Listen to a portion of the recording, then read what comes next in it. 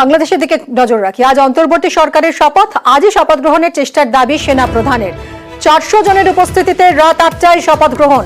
আজই বাংলাদেশে ফিরবেন নোবেলজয়ী মোহাম্মদ ইউনূস। নোবেলজয়ী মোহাম্মদ ইউনূসের নেতৃত্বেই সরকার গঠন।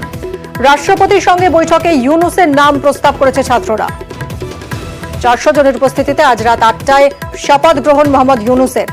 শান্তির জন্য নোবেলজয়ী মোহাম্মদ ইউনূস। আপনারা জানেন যে আমরা কেয়ারটেকার গভর্নমেন্টের প্রধান ডক্টর ইউনূসকে আমরা নির্বাচন করেছি অনেক আলোচনা করে, এবং মহামান্য রাষ্ট্রপতির সাথে আমরা আলোচনা করেছি। আমরা সর্বসম্মতভাবে সম্মত হয়েছে এবং ওনার কাছে প্রস্তাব দিয়েছি।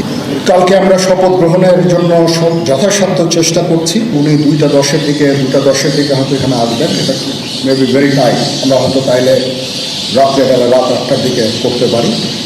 হয়তো 400 জন লোকের উপস্থিতি এখানে থাকবে। এই পরিসরে আমরা শপথ গ্রহণের অনুষ্ঠান ইনশাল্লাহ করব।